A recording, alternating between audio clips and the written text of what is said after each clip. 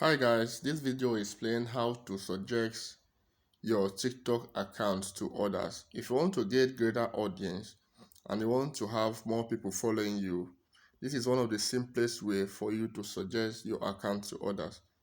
Remember to subscribe to this channel if this video is helpful, and don't forget to like and share. After opening your TikTok application, the next step is to proceed and click on the three lines up there.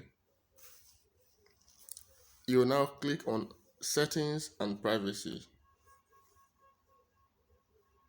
You proceed and you click on Privacy. You see an option Suggest your account to others. If you want to suggest your account to your Facebook contacts, you turn on the first option. If you want to suggest to all your Facebook friends, you now turn on the second option.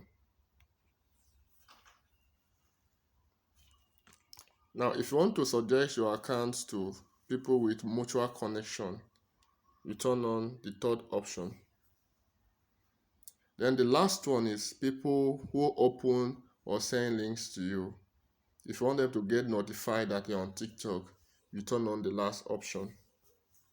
So this is the way of getting greater audience by suggesting your account to others on TikTok. Remember to subscribe, like, and share this video. Thank you.